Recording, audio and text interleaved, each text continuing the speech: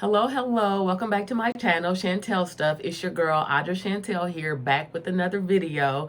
Like to say, if you're new to my channel, please hit that subscribe button, hit that like button, give me a thumbs up if you like the video, and please share with anyone and everyone. I just like to say, hey, also leave a comment if you have any kind of suggestions, any ideas, or anything you want to see, anything you want to hear. Let sister know so she can take care of that. I am going to be talking a little bit today about maintaining your credit. I had a couple of questions from a couple of people who just started in their credit cards. One, no credit at all, very first line of credit. The other one is kind of rebuilding. So this person was already established, had some derogatory marks and things on the credit, and the credit score had dropped and all that kind of thing. So rebuilding. So these two people, different scenarios, had the same question, and it's kind of the same answer for both of them, but one of them I gave a little bit different advice because of the derogatory marks that was on the credit report. So I'm going to be sharing that with you today. So just a little bit of tips on how to maintain that credit. Also, you know, sister gonna be shooting the breeze, right? Because I like to shoot the breeze too. So I'm going to throw that in there.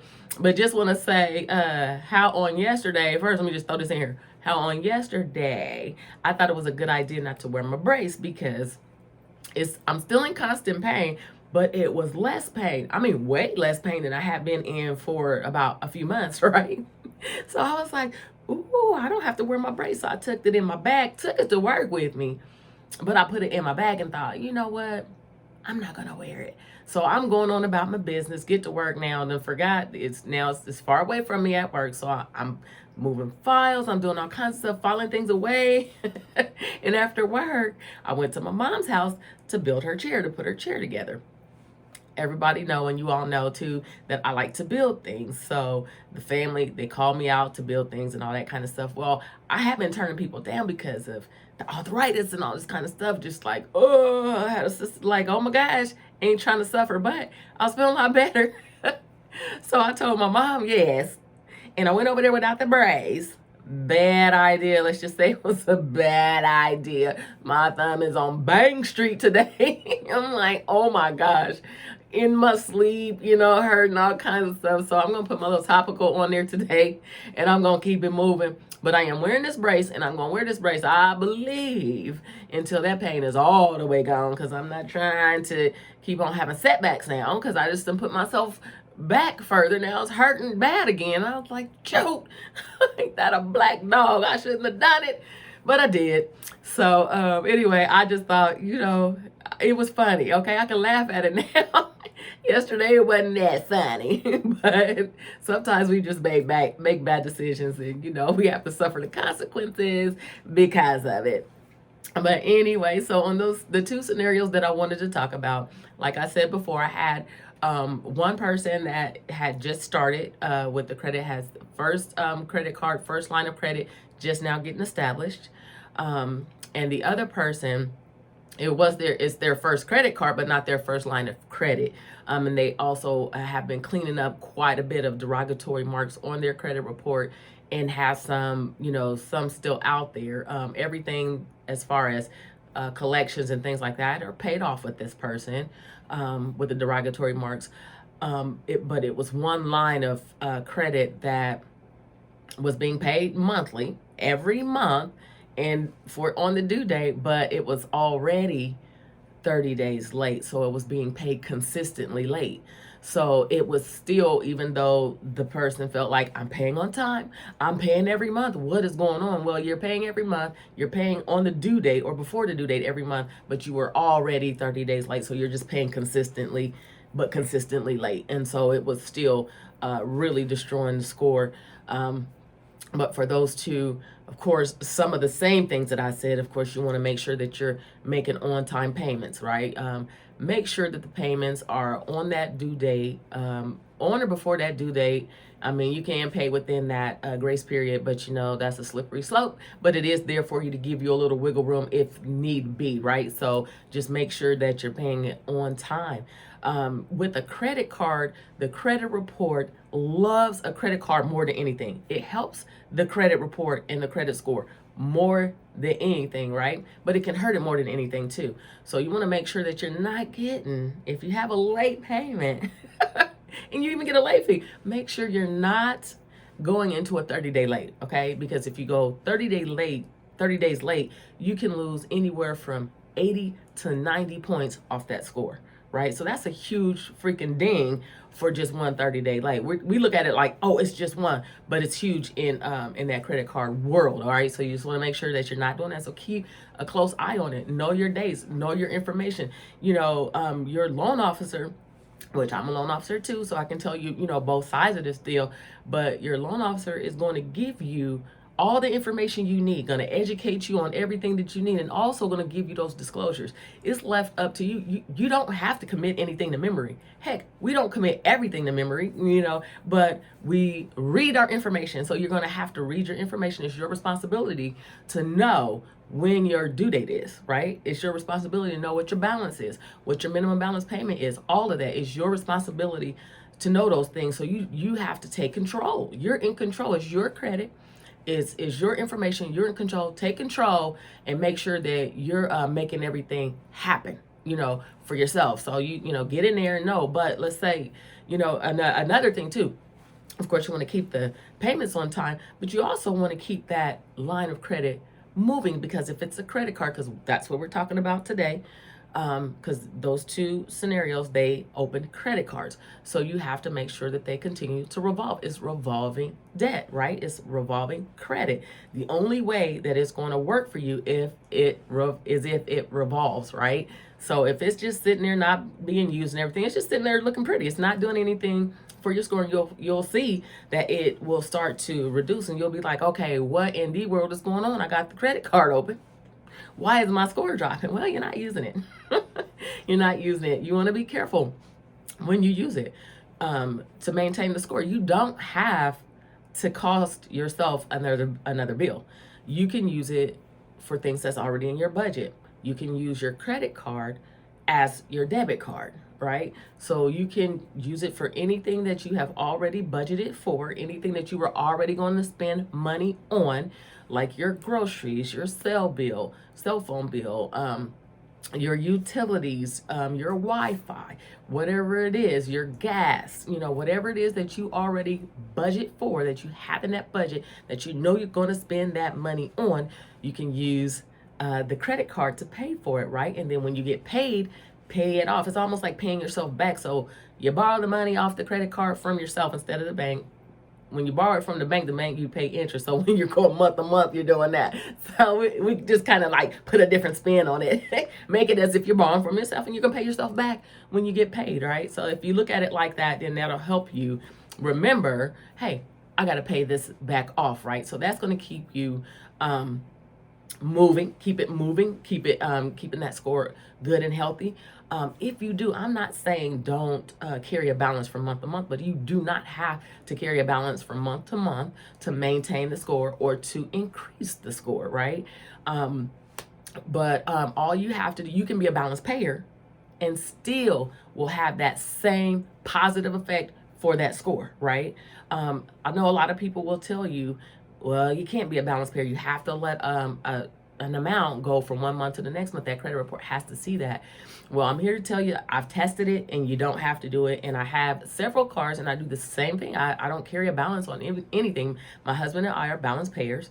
And we have high, 700 scores and 800 scores because we're hitting that thing with everything that we use. We funnel everything through it, every month, and we pay it off every week, and we pay it off every week. Or sometimes even, several times during the week, we just pay it off. So that will still help you maintain a high score. So you don't have to carry a balance. But if you do carry one from month to month, you want to make sure that it is like 30, is no more than 30 or 40% of what your limit is. right? If your limit is $3,000 and you carry a balance of $1,500 plus from month to month, is reducing your score. Even though you have room in it to spend more money, it is still telling your credit score the card is being maxed. That's the way that the calculation works. It tells that score is being maxed and it begins to reduce the score until you get that utilization down. That score is going to continue to reduce. The utilization is how much that balance is against how much that limit is, and you want to make sure you're at a sweet spot if you're carrying month to month about 30 or 40, no more than 30 or 40%. Now, I'm not saying, don't max your card. I'm just saying it's not healthy if you do. If you do max your card, hey, or if you do go over that 30 or 40%, just make sure you pop that sucker in the drawer and you work as hard as you can to reduce that balance, as soon as you can. I'd say over the next anywhere from 30 to 90 days, you want to make sure that you get it back down and then start maintaining it like that again. So that way it keeps that score elevated, and it keeps it in a healthy place. If you're not, doing anything with your score, you're not going to be making any large purchases, you're not worried about credit or rates on anything or anything like that, then you can slow walk it, and pay it down how you like. You can do whatever it is you want. But if you have goals of purchasing a home, purchasing a vehicle, any of those kind of things, what's going to matter to you, because you want your score to be as high as possible so you can get the lowest possible rate. Excuse my back.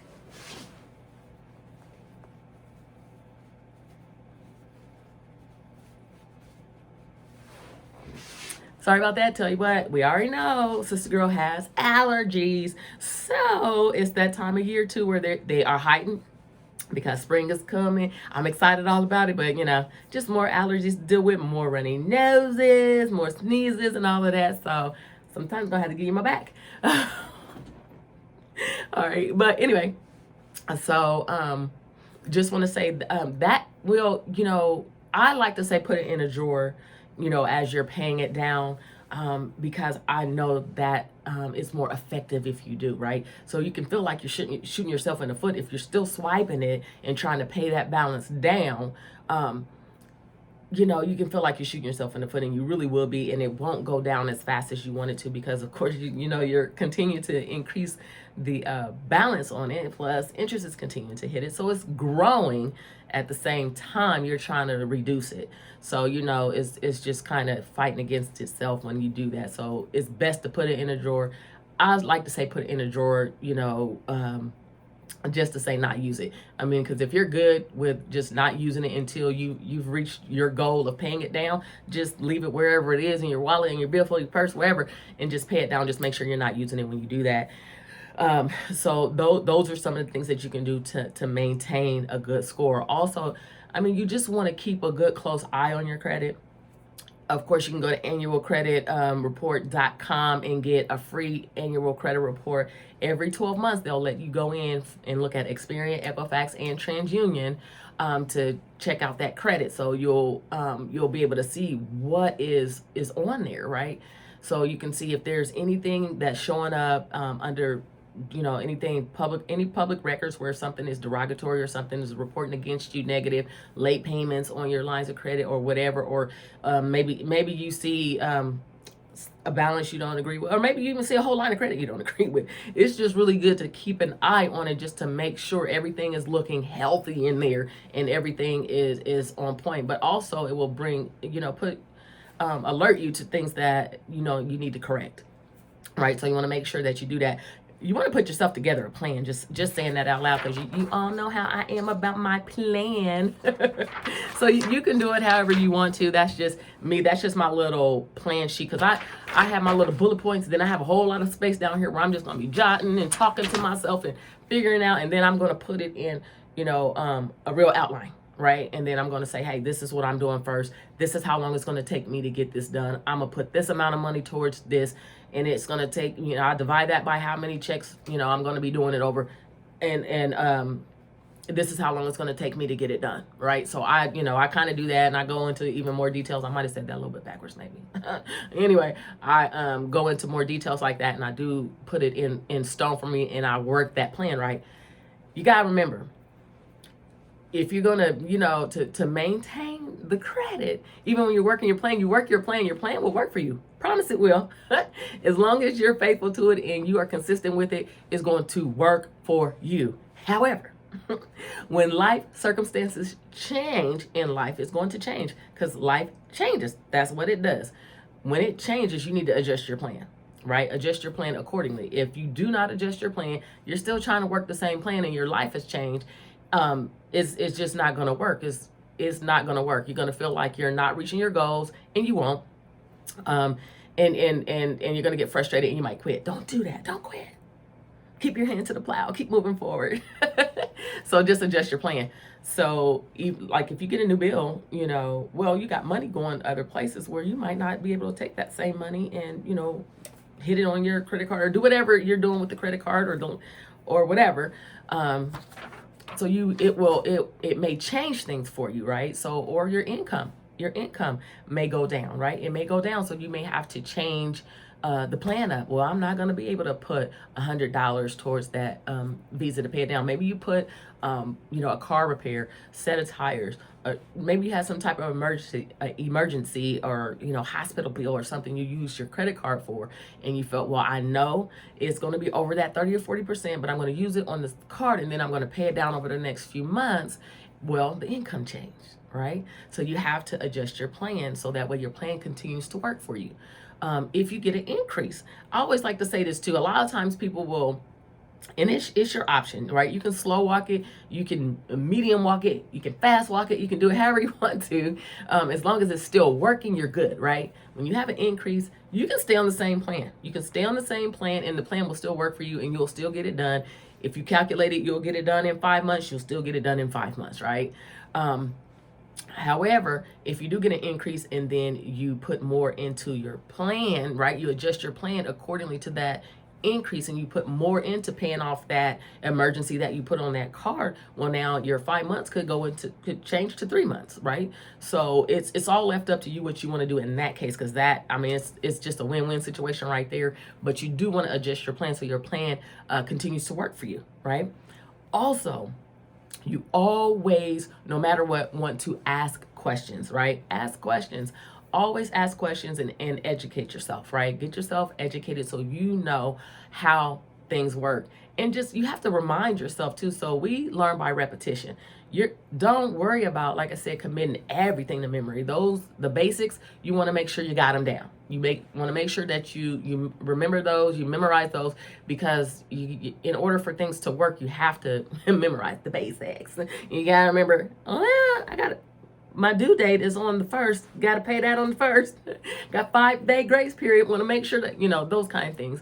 But when it comes down to all the details and all of that and all of the disclosure information, you don't have to commit that to memory, but you want to keep educating yourself, re-educating yourself. You want to go back. You want to look at that information. You want to make sure that you understand how things work.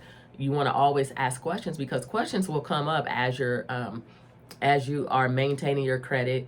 You're going to be doing things and have questions about it as you're looking at your credit, and scores may go up, they may go down.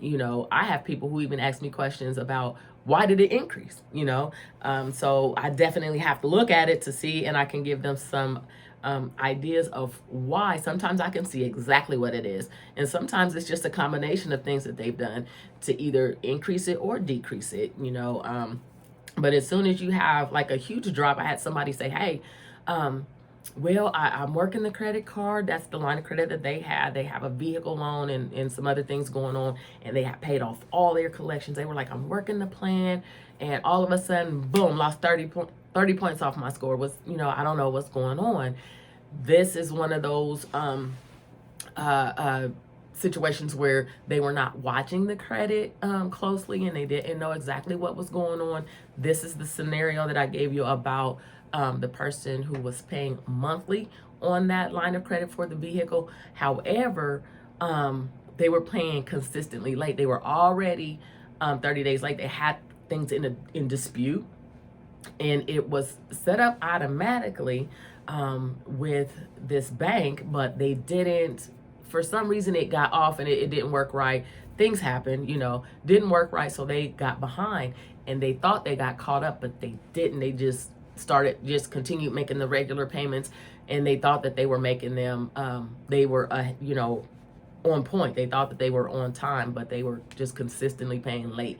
And so that was something that had to be corrected. And when it hit that next time, it was just the perfect time when it hit that credit score, that credit report, the credit score dropped that 30 points. And so as they were talking, this person, I just asked a lot of questions just to find out what was going on. I've looked at this person's credit several times.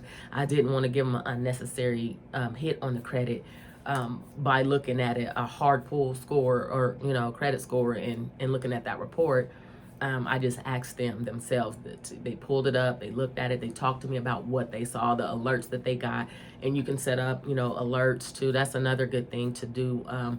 A lot of your banks or credit unions will have systems or things available to you to use where you can monitor your credit, monitor your debit cards and your visas, and send you alerts when things happen. So it was an alert that they saw that said that their score had decreased, and that's what we found when they went in. I had them explain to me, what are you seeing? Read to me. What are you seeing? It took a little bit. They were giving it to me in pieces, and so I kept going with different advice until I got the whole picture. But come to find out that was the culprit. So if you're keeping an eye on that credit, then excuse my back. If you're keeping an eye on that credit, then you're going to know what's going on in it, right? You'll be in more control, and you'll be able to get that score, where you need it to be. This person is wanting to, refinance their home and stuff like that in the future. So in order to position yourself to do that, you have to make sure that credit is healthy and is being maintained. So those are some of the ways that I say, for those two different scenarios, I would do that in order to maintain the credit. But for anybody across the board, one of the best things you can ever do to maintain your credit, once you've already established and all that, to maintain, is just to make sure that you're making timely payments, make sure that you're keeping your eye on your credit report, make sure you have a plan together to maintain your credit, and work your plan, work it with a vengeance. Just go after it, keep your hand to the plow, and keep moving forward. So those are my tips today on maintaining the credit. On today, it's supposed to be, I think today we have gone from like the single digits to the teens to the 20s, 30s, and then back and forth and back and forth. And then on yesterday, we started out in the 30s, kind of chilly, and we went into the 50s, which I felt like, oh my gosh, it's time to go outside and play. But, we went back into the 30s this morning, but guess what? It's supposed to be 60 today. So right around when I get off work, it's supposed to be 60. I'm going to really, really try to keep control of myself, because I got work to do on my channel. I got work to do on my books. I got a lot of things that I need to do. At least put me another hour's worth of work, into it. Each night, I don't know. I've been just after work. I've worked to the time I get off until the time I go to sleep. But tomorrow I need to, pull back a little bit, take a brain break. But when it gets nice like that outside, it is so hard for me to control myself. I'll be outside and I'll be in that yard doing stuff until it's been times where I spent 8 hours in the yard, which I don't have that after work, but I will be out there until it's dark, and then I'll get in here with my lip dragging, like, oh my gosh, I don't have enough time to do what I want to do, and then I won't be able to think because my mind sleep because my mind won't stop thinking about, oh, you need to do this, oh, you need to do that, and I'm like, so I gotta really reel myself in, like right now, this early in the morning before I even leave, because when I tell you, this is excited, all it takes is a little bit of sunshine to get me all excited about going outside. I already see myself sitting on the porch with my CS family, hanging out, shooting the breeze, enjoying, the weather. Can't wait until my little hummingbirds come back, because when I tell you, I put out a lot of petunias on my front porch, because that's where I sit a lot, and the hummingbirds love them. So they'll come and they'll just dance like right in my face. I'm telling you, and I keep saying that, and I know people are like, hummingbirds are not getting that close to you, but they really are. I am out there sometimes pruning or watering, my petunias, and when I say they get like so close to where they can touch my nose, I'm just standing there like, I'm like, oh God, don't let me breathe or move, because I don't want it to move, because I want to just keep watching it. And I'll just watch it. One time one scared me so much I almost fell off the dang porch because I jumped back so hard because it came right to my face, and I was like, oh my goodness. But they're so beautiful. They're just so sweet. So I just love them. I just love them. I just love, like, nature. I just love being out there. And so I'm so excited about that. But hummingbirds are just kind of like one of my favorites. I really like sparrows and stuff like that too. But I can't wait until it's time to start feeding them again. I hadn't even started back feeding them since the DNR told us not to, because birds were just dropping dead and stuff, and they didn't know what was going on. I don't know what they looked into or whatever, because they sent us, because I'm subscribed to them, and so they sent some emails out, and it was just like, okay, you can just start back feeding them. But they never told us what they found, never let us know. And I was actually seeing birds just dead. Like, I was like, what is going on? Like, one of my baby sparrows was out there on the ground just dead. I said, why is this? It was just so awkward. And me and my sibs, we had went on our sibling day. We had, dinner together and everything. And then we had went out to this ice cream place where my sister and brother like to go. They know I can't eat ice cream because I'm lactose intolerant. So I had some whip. But anyway, so that's a whole nother story. See, I done went all off on something. I told you I'll be going down these bunny trails.